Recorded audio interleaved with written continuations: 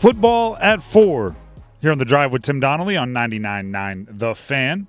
By the way, please subscribe to our YouTube page. We have some cool stuff going on on YouTube. We're always thinking of new and innovative ways to produce content, and to do that, we need you. The community is growing there. We want you to be a part of it. We appreciate everybody that already subscribes. Subscribe, like, comment, do all those sorts of things. Football at 4 involves the NFL Combine, which is going on right now, Indianapolis. At the Combine, it's fascinating because I think you can hide things when maybe your agent is putting out a statement. You can hide things when you're talking about where you're training or who you're training with. I don't know if you can truly hide things when it's like we can see your body language, right? When we can see your facial expressions, when you're at a podium, when you're talking to a reporter and it's on camera. So we're learning a lot right now because it's really the first time since these guys have transitioned from college athlete, leader of their college team, captain, whatever, starter, to NFL prospect. Like you're watching Caleb Williams right now. Caleb Williams thinks he's a sure thing. Caleb Williams is confident. He is going number 1 overall, and you can read it on his face, right? You can read it on his face. You can read it in his actions. He's not going to participate in the medical testing at the Combine, and he's the first, I believe, according to multiple reports and sources out there for ESPN, the first player to ever decline to do the medical testing at a Combine. And it's because he's like, why would I give my medicals to 32 teams when only 1 or 2 of them have a legit chance of drafting me?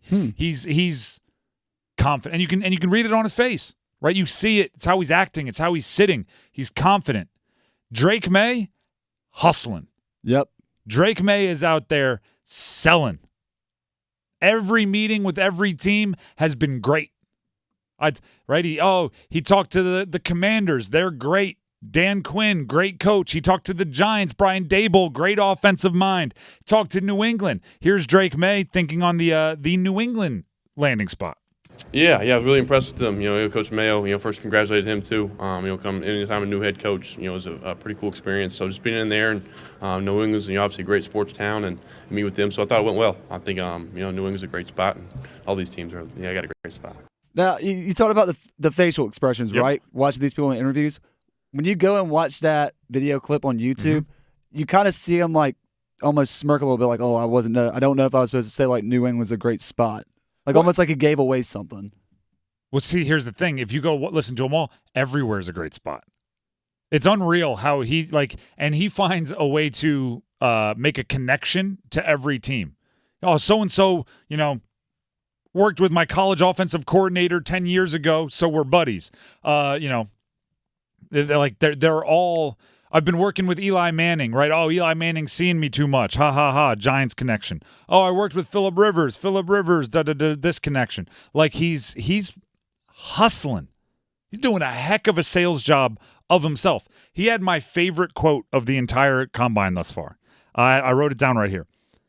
You don't want a game plan for me. You want to game plan with me.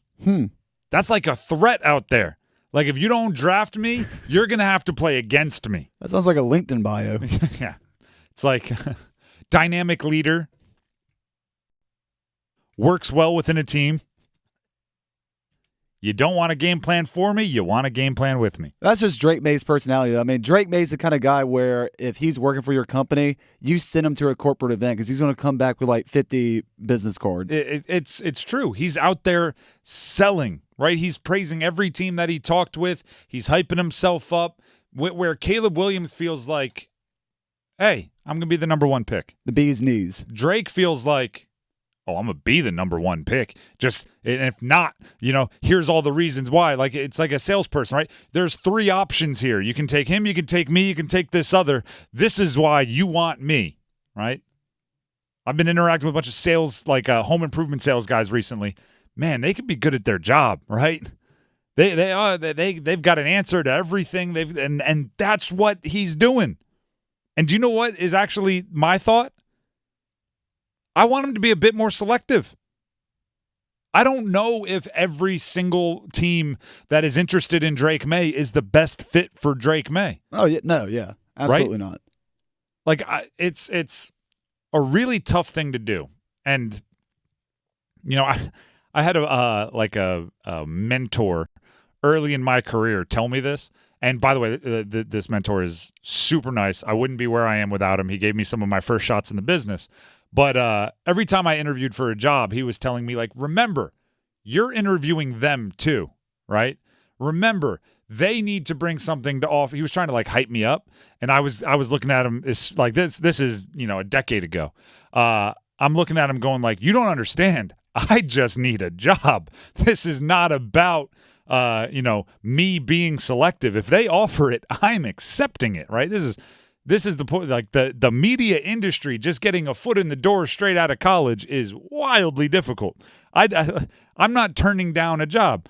Drake Maye is not where I was, right? He has built enough value in a competitive enough environment. I do think he should understand his worth, right? And it's funny because there's a clip out there. He's talking about Washington. He's talking about Sam Howell. And he's talking about how, Sam Howell, we played in the same youth football league, right? So when Sam Howell was running around at like the 6th grade quarterback, Drake Maye was running up and down the sidelines cheering him on. He's like, Daniel Jones was also kind of right from the Charlotte area. He's like, Charlotte's an underrated quarterback breeding ground. And I'm going like, good. Those guys from a long time ago. Call up Sam Howell, call up Daniel Jones, ask them how important the landing spot is, and then decide if you want to praise all 32 teams or if you want to try to steer your way to one. Right? I believe Drake Maye is the second best quarterback in this draft. Okay? And I'll put out more firm rankings later on, but for me, as it stands, Caleb Williams is 1, Drake Maye is 2. But guess what? If Drake Maye and his agent and his family and his advisors and heck, Mac Brown and like his inner circle, if they think New England to 3 is a better spot, there's nothing wrong with that, right? If Jaden Daniels jumps you for number 2, everyone's going to go, oh, whoa, this is terrible. If Washington ain't it, Washington ain't it. If Cliff Kingsbury isn't the guy you want calling your plays, Cliff Kingsbury isn't the guy you want calling your plays. Or in a million different ways, right? Maybe somebody can trade up. Drake Maye is really gosh darn good. He's also not a finished product, right? He's not.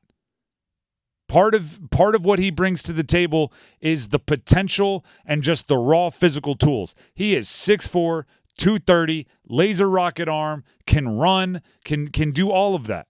You look at Caleb Williams, he's 6'1". He's not that prototypical size. You look at Jaden Daniels, he's a bit more slim. Drake Maye is the dude that is, central casting quarterback. But he's also young. He's also, Jaden Daniels is a 5th-year senior. He's been around for a long time. You kind of know what he is. Drake Maye, the potential is through the roof. Caleb Williams is a guy that played at both Oklahoma and USC and started as a freshman. Drake Maye didn't do that. So there's part of what Drake Maye is selling, and he is doing a great job selling, is the ceiling, right? How good he can be. He still has room to get better. Part of what he needs to make sure happens is he goes to some place where he will reach that ceiling because he's not coming in a finished product. I don't know if I've told this story on air. David Sills. Did you ever hear about David Sills?